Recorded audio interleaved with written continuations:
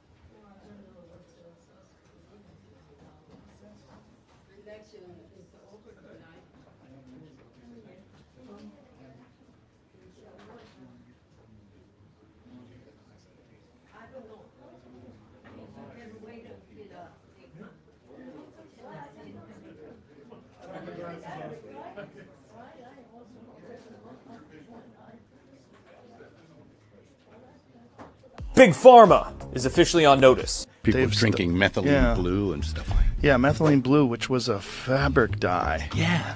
Yeah, it was a textile dye. And now they find it has profound effects on your mitochondria. Yep.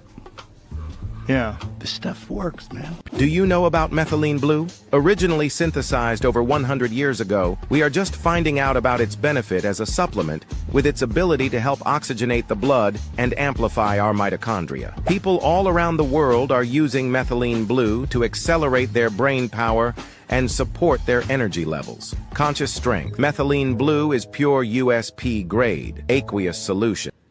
Click the link to learn more and shop Conscious Strength now.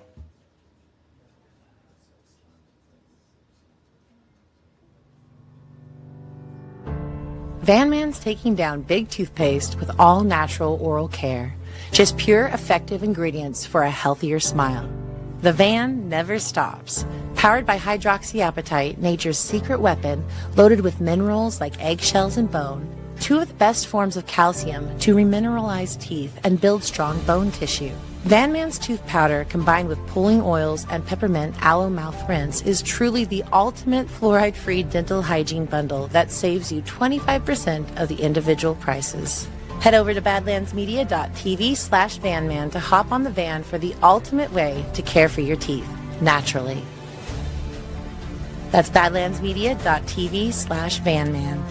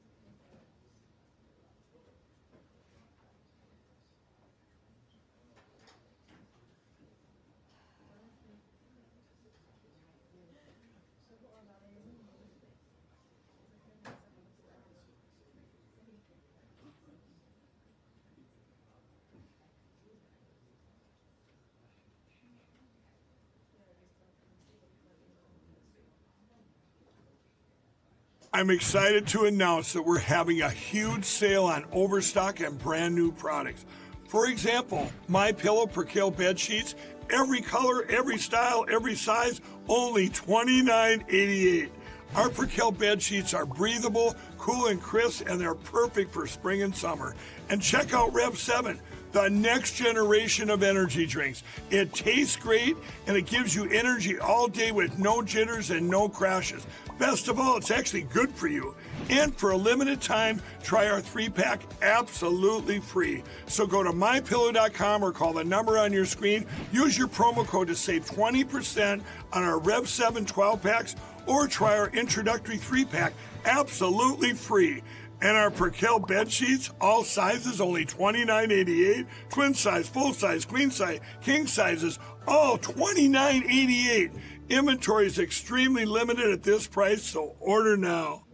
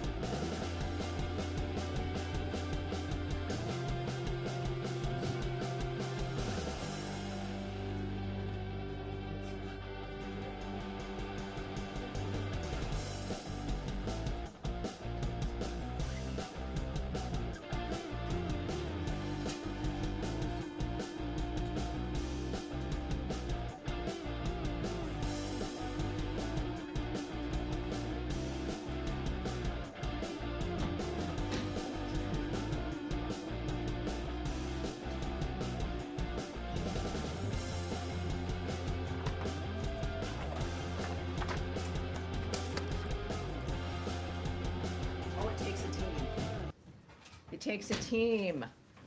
Hi, everybody. Thank you very much for being here. Appreciate it. Welcome aboard. Just a reminder, it's a beautiful day, at least it was when I came in this morning, of the number of people it takes to get me up here on the podium. But they don't remind me to get rid of my lozenge. So I have to do that myself. Thank you all very much for being here. I did see Humaira with Reuters putting some blush on in the bathroom. I did see that. Do you know why? But do you know why? Because on occasion, cameras do face this first row or so. Well, it was not really in there. It was in the anteroom. It was in the anteroom, which has chairs and a couch. It's very fancy-ish. I'll keep that in mind. No. You better be careful next time. I will. I know you do not keep your sources or secrets to yourself. Well, you keep your sources to yourself, but not your secrets. Very much to myself. All right, yes, you do. Too much, though. Too much. All right, everybody, thank you. We do have a couple of announcements here. I want to begin to reiterate the words of President Trump and Secretary Rubio in condemning the horrific terrorist attack in Colorado on the Jewish community, who were raising awareness for the hostages still being held by Hamas. Since the beginning of Secretary Rubio's tenure as Secretary of State, his focus on visas and the State Department's role determining who is allowed into this country has often been mocked, derided, or dismissed. This heinous attack is a reminder that the decisions about who we let into this country and who we allow to stay is of vital national security and personal security importance to this country and of Americans everywhere. As Secretary Rubio notes about this attack, quote, all terrorists, their family members, and terrorist sympathizers here on a visa should know that under the Trump administration, we will find you, revoke your visas, and deport you. Also today, the State Department is taking steps to impose visa restrictions on several Central American government officials who are responsible for deals with the corrupt Cuban regime to import medical personnel in their forced labor scheme. As Secretary Rubio notes, these steps promote accountability for those who support and perpetuate these exploitive practices. The Cuban labor export program abuses the participants, enriches the corrupt Cuban regime, and deprives everyday Cubans of essential medical care that they desperately need in their homeland. Our goal is to support the Cuban people in their pursuit of freedom and dignity, all while promoting accountability for those who contribute to a forced labor scheme. By pursuing these visa restrictions, the U.S. is sending a clear message about our commitment to promoting human rights and respect for labor rights worldwide. We encourage other nations to join us in this effort, end quote. Further, we are closely monitoring Mount Etna's eruption yesterday. We are not aware of any U.S. citizens affected at this time, and we are monitoring the situation closely. We strongly encourage U.S. citizens in the affected area to monitor local news and follow the emergency instructions provided by local authorities. We will provide information to U.S. citizens in the area through the Smart Traveler Enrollment Program messages, our consulate websites, social media, and at travel.state.gov as necessary. This is also an important reminder for all Americans traveling to enroll in the Smart Traveler Enrollment Program at step.state.gov. That's step.state.gov. And that is what I have for you right now. Looking forward to your questions. Let me get this managed here as we move into the day with a number of issues I know on your plate. Sean Tandon. Thanks. Can I start with Gaza? Certainly. I know that Caroline Levitt spoke to this a while ago, but yesterday Ambassador Huckabee in Israel made a statement saying that media reporting is incorrect in terms of saying that there are incidents. Today we have the Red Cross saying that 27 people were killed, and Israel saying that they confirmed that they opened fire at first as warning shots in their description of how it transpired. Does the U.S. have anything to say about the deaths today and what it means for the aid effort there? Well, the first thing I'd like us to not do is conflate different episodes. The earlier Huckabee statement, of course, the ambassador in Jerusalem for Israel, There was a series of events that were fake news, that were debunked, that were reported, though, as having occurred. And then there is a situation where there were reportedly 27 casualties at a site today, and the IDF has noted that they are investigating.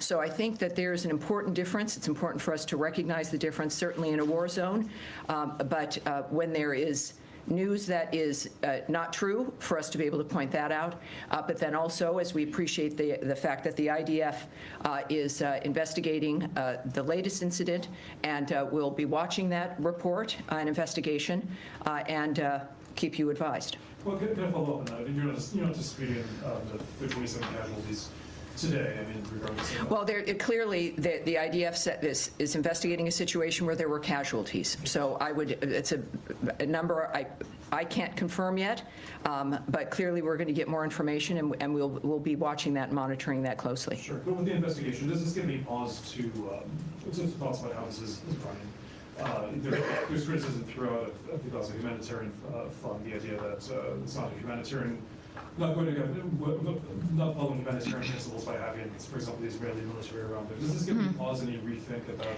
how this is going, considering you've seen? Well, we wouldn't need, of course, the Israeli military as security. They wouldn't need to be there if Hamas would lay down their weapons and release all the hostages and the bodies that they're also holding. So let's not forget why this situation is maintained and is in the situation, the condition that we're in. It's important to not look at individual events in a vacuum in that regard, but also everyone has wanted food and aid to go through into Gaza. It is a war zone, and different kinds of decisions have to be made. People put their lives at risk to get the aid into those kinds of regions, and this is one of those cases. We'll find out through the IDF investigation what occurred, but the fact of the matter is, I think we are now at 7 million meals distributed to date. Now, obviously, we would like perfection. There is no perfection under any circumstance. We would like it to be even more, and they are going to be increasing, I believe, their sites, 4 more distribution sites that will include northern Gaza as well. So these are imperfect situations for catastrophic areas where the rest of the world has wanted this to be done. We have to try, and that's what they're doing. They're not only trying, they're succeeding in getting the meals distributed. And in the meantime, we're going to obviously be determining how that's working and how we can further improve, perhaps. And I would guess that they're going to, obviously, as the ones on the ground, make a determination about how to do this and refine it as we go on. Yeah, Andrea. Let me just follow up on that, because no one should jump to conclusions. We all have reporters on the ground. Israel has not let U.S.-based reporters in, but we have partners there and staff members there who have been courageously there since October 7th, doing this job. And if, unlike other war zones in Ukraine, in Iraq, and elsewhere, where U.S. reporters have always been in Vietnam, this is the first conflict where we have not been able to go in except with IDF escorts for particular photo opportunities. So that is one fact. But the ambassador, the chief diplomatic representative of the United States, ascribed a collective guilt to what he said was not just misleading reports in the fog of war. We all know what happens in some instances, and we're not sure of these cases. But to suggest that the press reports fostered anti-Semitism, which led to the death of the 2 embassy people here in Washington and to other anti-Semitic attacks in this country, is hyperbole beyond what is normal diplomatic practice. And as a journalist and as a member of this press corps, I think it's deeply offensive for someone who has... Well, I don't speak for Ambassador Huckabee. I understand, Andrea. I know. I understand. And I understand the depth of your work and the work, Andrea. I understand your work, the depth of your work, the work of people who cover war, and the dangers that exist. I don't speak for Ambassador Huckabee. I'm not going to parse what he has said, but what I can tell you is that inevitably, as we have all watched, the kind of Jew hatred and anti-Semitism that has been promulgated through media has been nonstop, even after October 7th, and that if you weren't involved in that and others who are not involved in that, that's not who he's speaking about. I would argue that it would be naive to suggest that the Jew hatred that, whether it's through social media, through fake news, through the rhetoric regarding Israel, through the years, has not developed or perpetuated anti-Semitism. It's naive or mistaken. I'll give you that word. I think it's obvious that these things don't happen in a vacuum, and that the rhetoric against Jews for 2,000 years has been nonstop and quite blunt. And it hasn't stopped. And the way the world has responded recently in the 21st century to the attack on Jews, including what's been going on at American universities, has been obscene. So I think we should allow individuals to have their opinions about what has contributed to the murder of 2 Jews in Washington, D.C., who were simply enjoying a night out, who instead of being married in the next few months had to be buried. I think that this is not the argument, but it is the story, in that we are fighting a great deal with these stories about who's responsible, the focus on Israel, the nature of who's been attacking in that region, the responsibility of Iran, that we get food in, that's not good enough. What happens with Israelis and what they say is not good enough.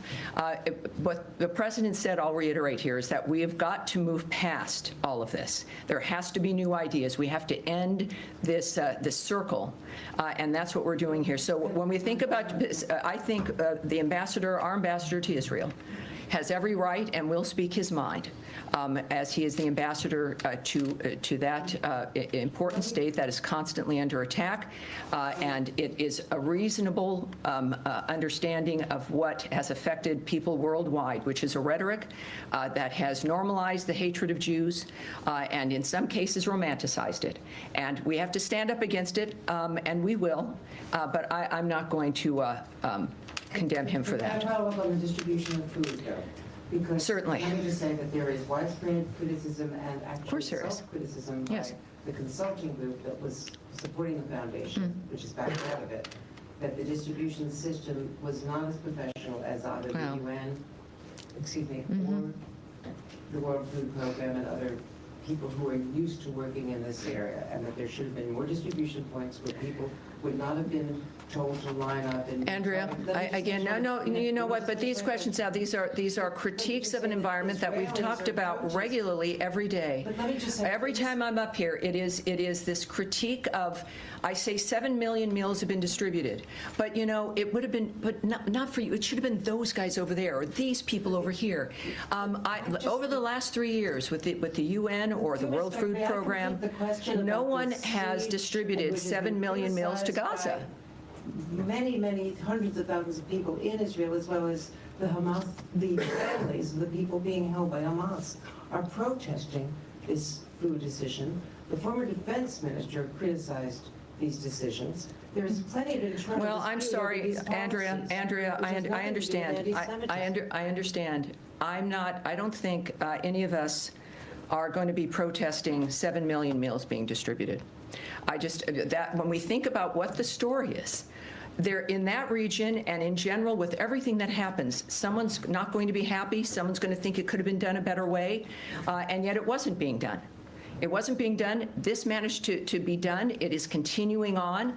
I want as many meals to be distributed as possible. They seem to be doing that, and I understand everyone has their opinion, but this is not a debate about, you know, who would have had the better idea. This is what's happening, and the meals are being distributed. And I thought, after 3 months of being harangued in this room by many of you about, don't you care about the starving Gazans? 7 million meals, and now we're being harangued about it's not by the right people. We have to move on from that. Yes, sir. I'd like to just follow up on your opening, if I could. Certainly. You said about the Boulder terrorist suspects that Secretary Rubio has said, all terrorists, their family members, and terrorist sympathizers here in Ibiza should know that under the Trump administration, we will find you, revoke your visas, and deport you. The terrorist suspects' family members are in ICE custody now. Have their visas also been revoked by state? I will not speak to the action taken for these individuals, so I can't confirm or deny that. I would say now, of course, this is in ICE's realm and perhaps also in DHS, and you should ask them about the next steps that they're taking and what will happen to the family in this regard. The revocation of the visas in state departments. Well, but as I said when I opened, I'm not going to address that, whether that's occurred or not. Sorry. Oh, yes, Matt, please. Matt Lee. Sorry, I just wanted to ask. Don't be sorry. You're never sorry. But that's all right. Neither am I. I want to ask one question about Gaza, but first, yes. Is there paper coming out on this Cuba, or the Latin America Cuban doctors? Yes, there is. As a matter of fact, it should, I think this should already be out. It should already be out. So you will have a statement from the Secretary regarding the so-called Cuban doctors forced labor framework. I would suspect we'll also see a tweet. Might want to keep an eye on the Secretary's accounts. But yes, you will have a more extensive statement. But I have really poor service in here, so I... It's all right. I just back on to what Andre was talking about. So it is still correct that the GHF, this foundation, there is no U.S. involvement in it. There is no U.S. personnel involved or working for it. That is correct, right? I have said, I think we've all been saying that, in fact, the Gaza Humanitarian Foundation is an independent organization. It does not receive U.S. government funding. Right. Nevertheless, we are constantly looking, of course, for creative solutions to get aid into Gaza without... right, but yes. there aren't any U.S. officials working. There's the Gaza, it does not receive U.S. government funding. Right, but there aren't any U.S. officials working for it. It does not receive U.S. government funding. That's the last time I'll repeat that sentence. Okay, so how do you know that all these reports are wrong if you don't have people on the ground? Well, it's amazing how there are people on the ground. And I'd say that also it's... I don't think we need someone whom you know personally or is assigned to you to be in a region to understand what's happened on the ground. It's the State Department, it's the United States government, it's the ambassador in Israel, and I think that there's a point where there has to be recognition that we have a sense, and we know, more than a sense, that we know what's happening on the ground. All right, Nadia. Thank you, Tammy. I want to address the high number of civilian casualties in Gaza. On average, 80 to 100 people, mainly women and children, are killed. Your predecessor defended Israel policy for years, but now that he's out of government, he said that basically he believes that Israel is engaged in some aspect of war crimes. Does this administration share this point of view, regardless of what Hamas has did, and it's just completely separate of what's happening in Gaza now? Considering the incidents, but the high numbers of civilians being killed every single day, including children who've been. I would caution that very often the media carries the reports that come from Hamas, and I would I think to look at those numbers with some suspicion. On someone's opinion about what Israel is or is not doing, everyone has an opinion, and. Everyone has the right to express that opinion, but I'm not going to comment on what someone else thinks is going on elsewhere. Yes, pink jacket. I actually have a question that was sent from a fellow journalist, and I promise I'll. And tell me your name and your outlet again. Rima with Al-Arabi TV. Okay, hi. The question is this. Today, an article from the media line reported that the United States is considering imposing visa and trade sanctions on Chile due to the Chilean government's decision to hold weapon purchase from Israel. Additionally, the Chilean government confirmed that Mr. Rubio reached out last Friday to express his concern regarding the relationship between Chile and Israel. Can you confirm the details of the call and provide information on whether the U.S. is evaluating these sanctions? Well, we have a tendency to not remark on anonymous comments of things that may or may not have happened. So I can have them take back questions about the situation with Chile, but we'll get that to you later. And yes, sir. If it's something that I can actually comment on, and not an anonymous comment No. presented by someone else to you. Who is going to be after Morgan Ortega's the envoy to Lebanon? And the reason I'm asking is because I'm going to be there next week. So I'm not going to speak on personnel here or decisions that will be made by our special envoy. Yes, sir. Just on the aid provision to Gaza, I mean, you'd said that there was a sense that people were criticising this because it was the wrong people doing it.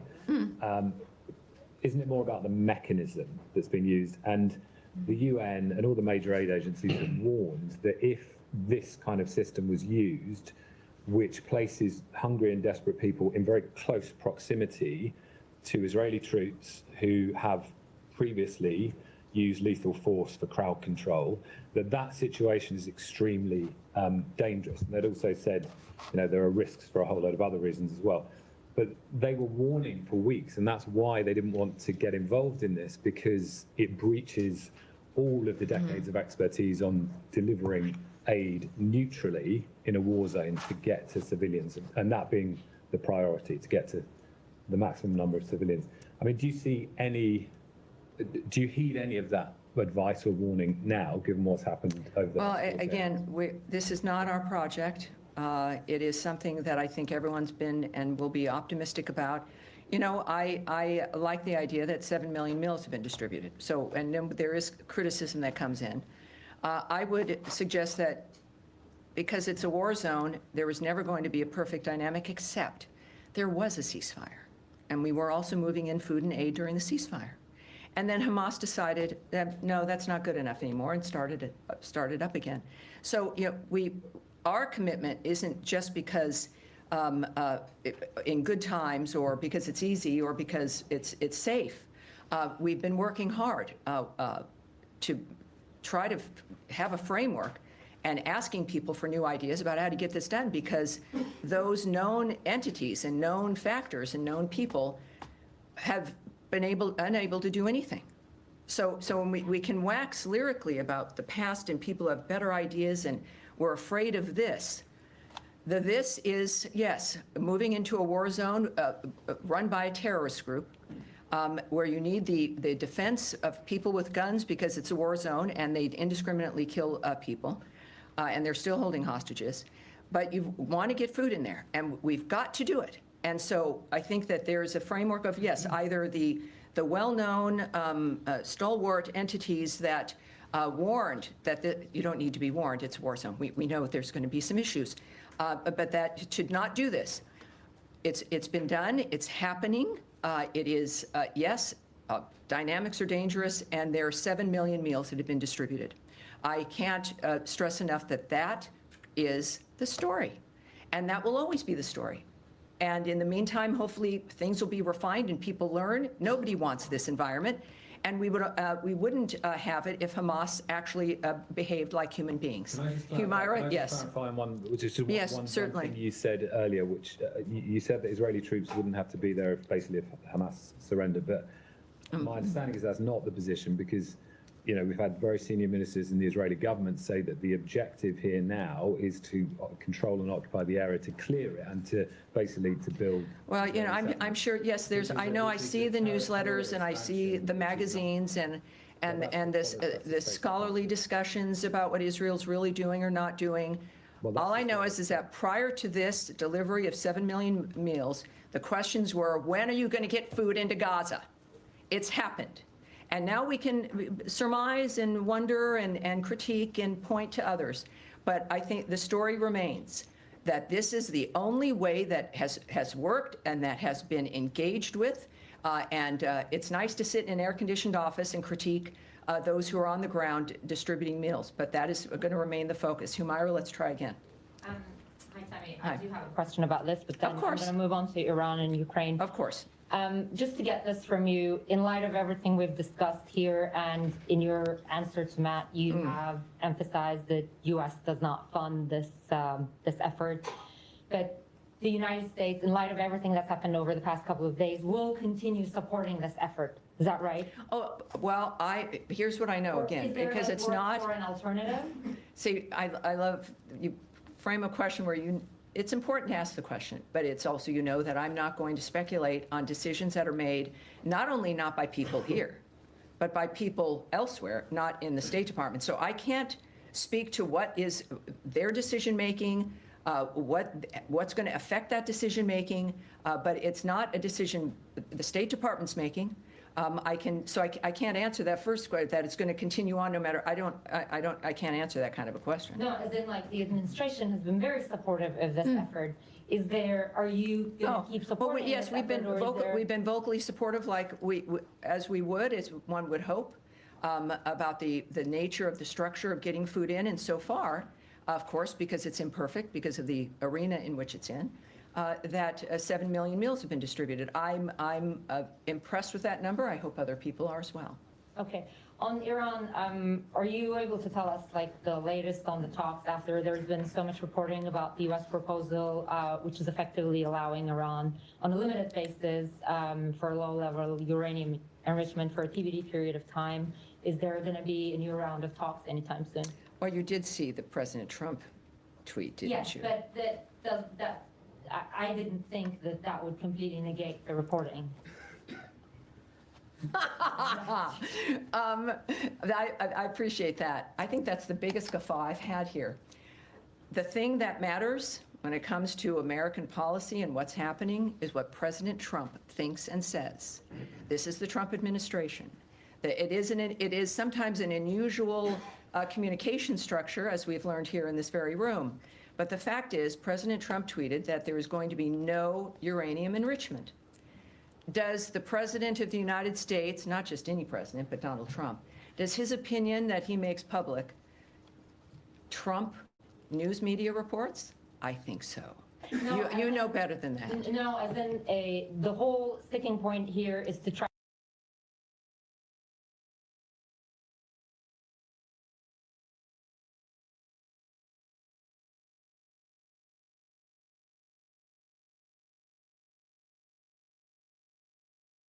to come up with some sort of a formula that's going to be acceptable. Well, that's a very different thing than what you reports about what the deal is. Obviously, that's incorrect. The president leads this. The president guides this. It is his guiding hand.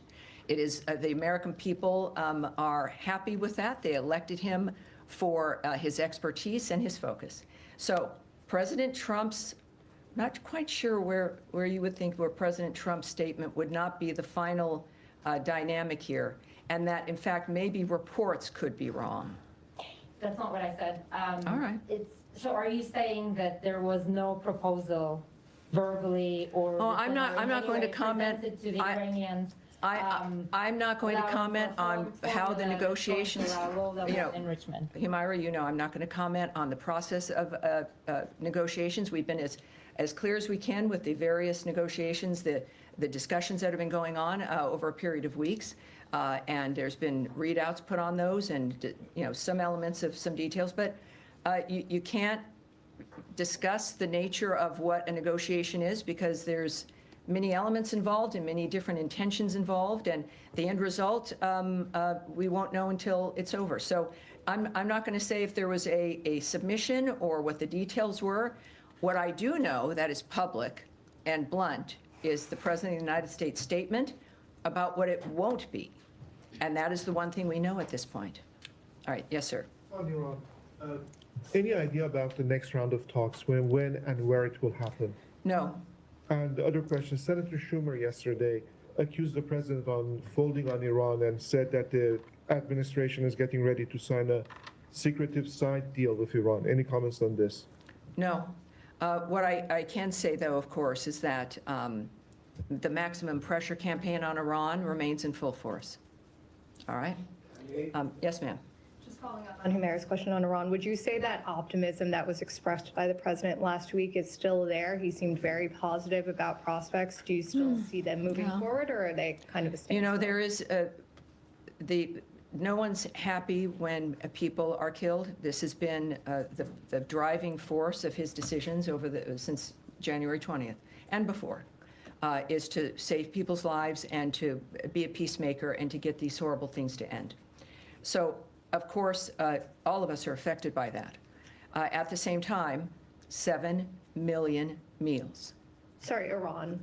Oh, Iran. Yeah. All right, well, His optimism on that is true as well. I mean, you've got, You still I believe think, they're well, moving forward at pace? he is, his actions and his statements are based in the nature of the conversations that he has, that he knows are being had, and his understanding of why people are doing what they're doing and what we can do as a nation to mitigate that. And he has been very vocal on his optimism in that regard as well. I have not heard anything to counter that, but again, I'm not in those rooms, and I'm not going to read his mind. I do know that these people have been at the table because of the nature of the power of his influence and the power of the United States. He wouldn't be doing something that he didn't think he could accomplish. And I think that is informed in part by his optimism. And then quickly on visas, are the student and exchange visas still on hold? And do you have an estimate of how much of a backlog this has now caused? All right. Yes. There is going to be, I can tell you there'll be more on this but before the end of the week. The original cable indicated it was going to be a matter of days. And I think that this is a sense of making sure that embassies and consulates are prepared to make sure that all the steps that are needed are able to be taken, and just making sure that things were in order, that this is not a never-ending dynamic, and we are looking at, again, an update in a matter of days in that regard as well. And any sense of the backlog that this has caused? Well, you know, no appointments were canceled. There were, people have been encouraged and continue to be encouraged there's two steps, right? You apply, but then you have to have an interview. And so inevitably, no appointments were, canceled or eliminated from availability. I think that when this returns, we're going to see that appointments are going to be able to be made. It's not like it's a time block that can't be returned, that days can't be returned. I think that once this is done and it's back online, it'll go pretty quickly. Yes? Thank you. Just to follow up on the Gaza Humanitarian Foundation, you mentioned that the IDF is looking into investigating the incident that happened most recently out of several incidents of violence. You highlighted that they're succeeding in getting millions of meals distributed, and you said that in the meantime, we're going to obviously be determining how that's working and how we can further improve this. And as my colleagues have pointed out, the U.S. government is very vocal about supporting this as a creative process and trying to improve a very dire situation on the ground. Sure. Do you have anything to say about how this process could be improved? No. There are people more knowledgeable than me, obviously, who are on the ground, who do this for a living, who are experts. I have no comment. No one here is going to have a comment or advice on how things should move. It's just the opposite. I spent 25 years in media doing exactly what you're asking. And it's a different language, but I'm here to just at least certainly try to get the details to you without opining or making suggestions. Yes, sir. Could I just follow up on one? Sure, one more. Do you agree that the area of improvement would involve something to do with the security situation and reducing? I will not speculate or give advice or muse on any aspect of that issue or pretty much any other. Can I have one? All right, yes, sir. No, we're going to move on here. Yes, sir, go ahead. I will stay in Gaza, but in a different aspect. Lately, in the last couple of days, there was some developments in the negotiations toward reaching a ceasefire. There was a new U.S. proposal. Hamas wanted to enter some changes to it. It was not acceptable by the U.S. Yesterday, Hamas announced that it's willing to enter a non-direct negotiation with Israel to reach a framework that will lead to a ceasefire. Are you supportive of this? Well, I'm here to tell you what we know at this point. I'm not going to discuss something that is either in the midst of something being discussed with a foreign country. It's not my position to do that. At the same time, of course, we've made it clear that Hamas has to stop acting recklessly. We certainly can note that. And as S.E. Witkoff had noted, Hamas's recent response to the existing offer was totally unacceptable and only takes us backward. So, these are the people on the ground who will make those kinds of decisions, but I'm not going to comment on something that is still speculative. Yes, sir. Thank you, Tanya. I want to move to Ukraine, if I may. I want to get your reflection. Yes, please. Let's do that. The events of past couple of days and also next 2 days. I know that the Ukrainian delegation is in town. I understand they were in this building this morning. We are in the second week of the president's latest 2 weeks deadline, if you want. And the Ukrainians said that yesterday they met with the Russians, and whatever they put on the table, which was the last minute, they didn't have time to respond. Is it your concern that they're slow walking the process, and what do you expect from the talks in the next 2 weeks? Well, I would disagree with your characterization that it's the latest 2 weeks deadline, right? Is that what you meant? There is, again, a commitment to not have this go on for months or to have meetings about meetings. It's not going to go on for a year.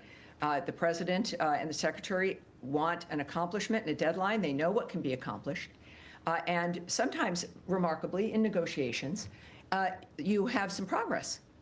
And then things move forward, right? Then you actually can make a difference, and you're somewhat flexible in being able to make it work. So I think that it is has to be taken within that framework. As far as the negotiations between Ukraine and Russia, we did not have a delegation there.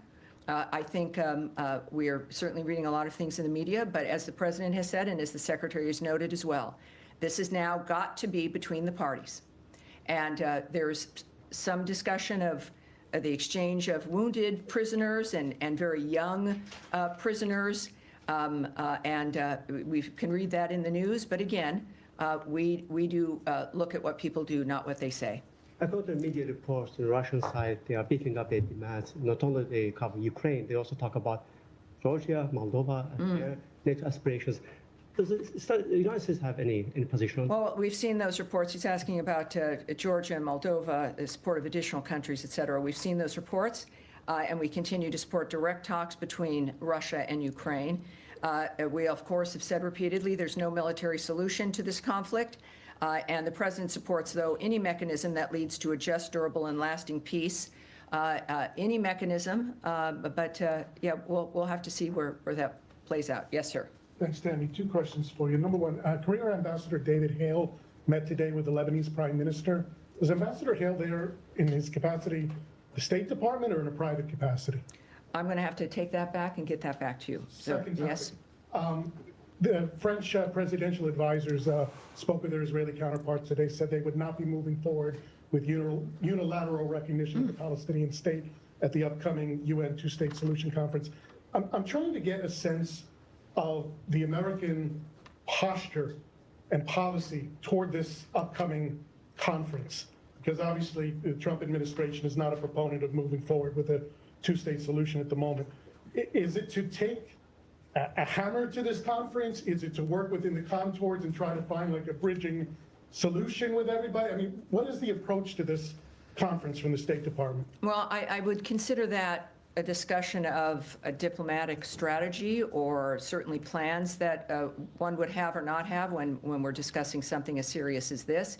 It's good news if what you indicate is correct, that the French have backed away from what their plans are. But this is Israel. Obviously, you can also check with Israel when it comes to their position in this regard. But I won't discuss from this podium what our plans would be at the UN or at any other conference. Yes, sir, at the end.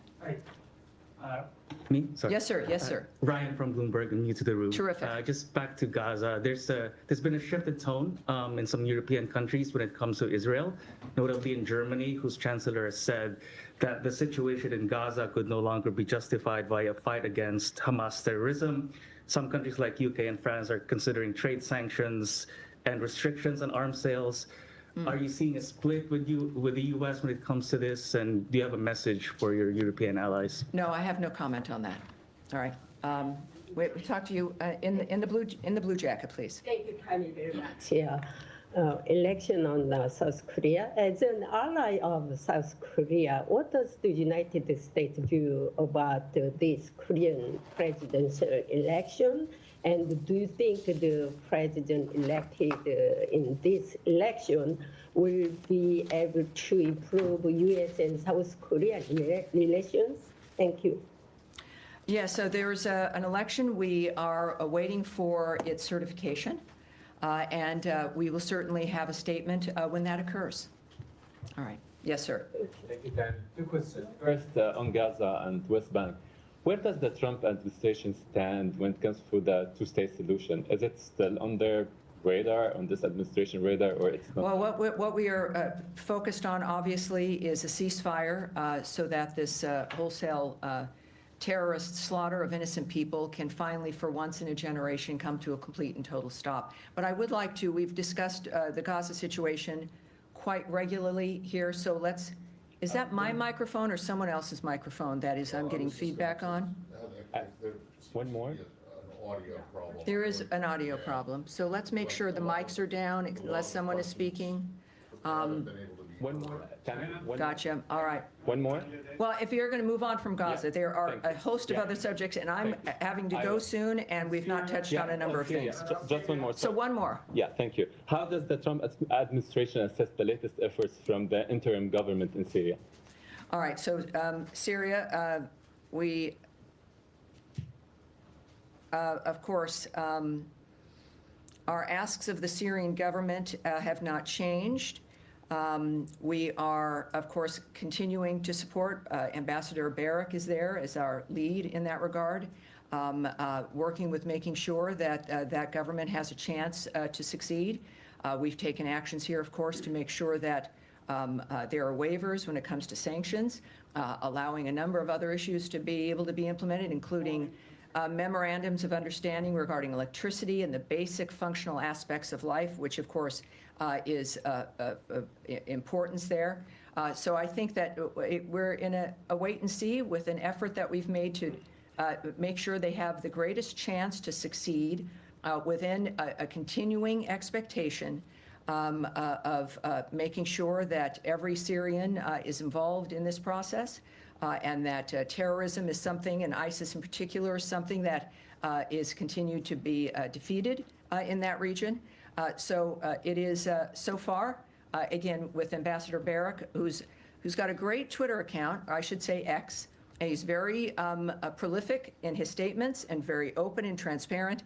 And you'll see there the fact that things are moving along. But of course, we watch with the, I think, correct amount of expectation and seriousness about what's possible. All right, so now, other than Gaza, more on Syria? All right. Questions on Syria, and I want to know your comment or assessment about the recent negotiations between the Kurdish... The Kurdish? The Kurdish-led administration negotiation with the Syrian interim government. You know, the Kurds continue to emphasize the importance of preserving their autonomous administration in Rojava, northwest Syria. Right. Does the United States support this approach? And the second question, there have been reports suggesting that the U.S. has given its tacit approval to the Syrian interim government to retain custody of the foreign fighters and potentially integrate them into their defense structure. These claims have gained traction following the recent visit of the U.S. Special Envoy to Syria, to Damascus. All right, so let me answer this because we're running out of time. The first question we've discussed, certainly even when the Kurds were here, and the nature of our awareness regarding the energy issues, et cetera. So I'm not going to be repeating that. If there's anything new, can we take it back and see if there's anything new or a new development regarding the Kurds in that regard? But and that's regarding, of course, Iraq. But I think regarding the military bases and the foreign fighters. So our asks of the Syrian government have not changed in that regard. During, I guess, as Ambassador Barak noted in Damascus, we are clear about the challenges facing the Syrian government as they take concrete steps toward the president's request in building a secure and stable Syria. And the ambassador stressed that transparency is of utmost importance as the Syrian government develops a plan in the days ahead. I would leave it at that, and the fact that also referring you to the DOD when it comes to issues regarding bases, et cetera. But I think that remembering that our asks of the new Syrian government have not changed, and that we are watching their process and expecting transparency about the choices they make and how they make them. That's about as clear as unclearly clear as I can be. All right, we'll leave it with you. What? Apparently, a security alert went out yesterday from the U.S. mission to Mexico, warning Americans to use caution when using dating apps in various locations. I think that alert should probably be global. I don't know about. Some people are getting kidnapped and held for ransom. Well, is there any additional information or warning you can provide? I don't. We can check on the dating apps these days, when we worry about kids online and everything that goes on. It's something that I'm not read into enough to even riff about. But it's if that is occurring, it's a serious dynamic. People should, in fact, be aware of that wherever they are when it comes to meeting strangers using the internet. All right, that's it. I'm glad we ended on that point. All right, thank you, everyone. I appreciate it.